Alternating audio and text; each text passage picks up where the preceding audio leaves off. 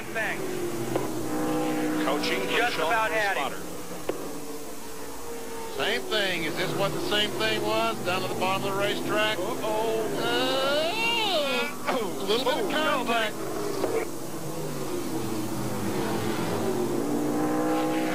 Great battle for second place. Just a few laps to go. Less than 2, Benny. Less than 2 laps to go. Monroe and Crafton are still at it, and Monroe... The white flag this time by. White flag this time by. And I'll tell you what, Kelly Tanner is really, really slow. The leader in front of them is really, really slow, but I don't think they can catch him as slow as he is. I don't think so either. Let's see if Monroe can get second. No, Crafton holds him off. He's going to have one more shot here in the third and fourth turns. Here comes... Go, buddy. Dig, dig, dig. Tanner wins the race for second. It's Crafton by a half a car length. Whoa. Wow. Great. Checker's out. It's over. Come on to all three of you guys come around. Front row. Front straightaway. Victory lane. Good, clean racing there between Sean Monroe and Matt Crafton for second place as Kelly Tanner wins. He led 57 of the 200 laps. And this is his first win in NASCAR Featherlight Southwest Tour competition.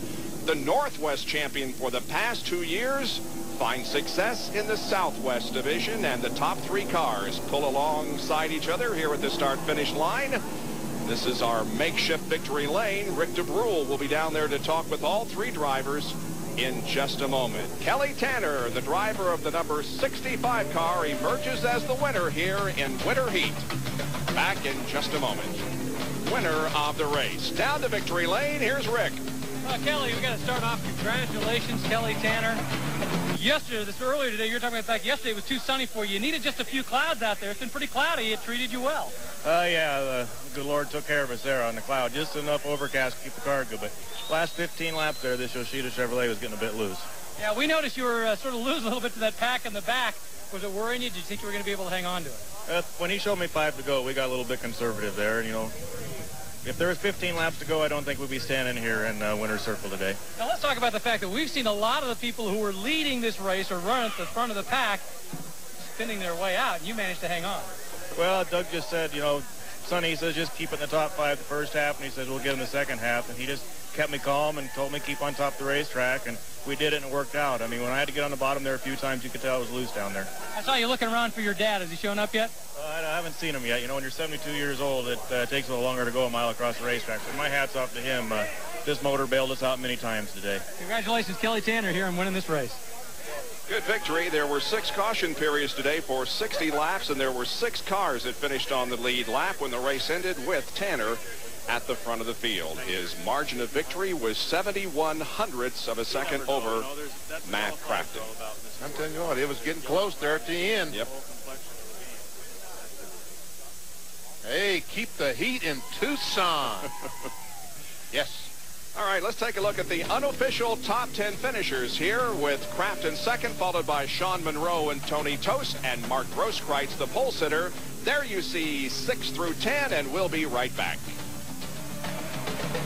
NASCAR Featherlight Southwest Tour 200 has been won by Kelly Tanner. A couple of youngsters, 121 and 129, battled side by side for second and third throughout the latter stages of the race. Rick, let's talk to him.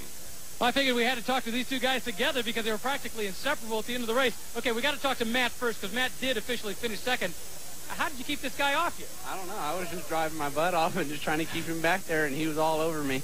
Tried everything I could, and I guess it worked. Now, what were you trying on him? Everything Hornaday taught me, except this time didn't work, boss. But I tell you what, Matt Crafton drove great, you know.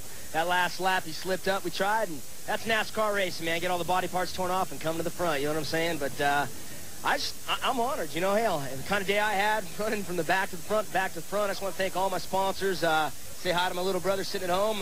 Why would a match? My Nitro Tech. Wait. Matt got 2 words in. You've been talking for the last... Hey, Big Daddy, I got to get paid, you know what I'm saying? I'm broke out here.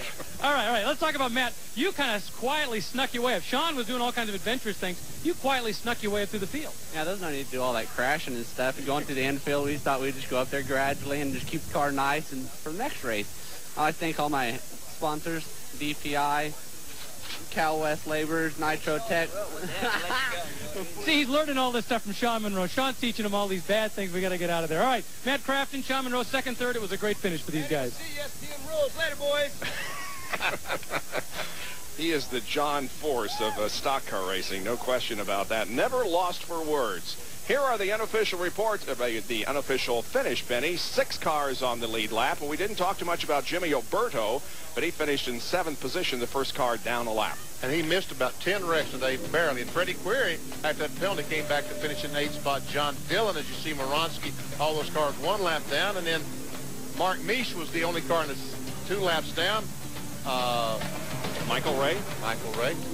And the rest of the field, as you can see, several were involved in incidents in the early part of the race, and some were unable to start again. We'll be back in just a moment with more from Tucson.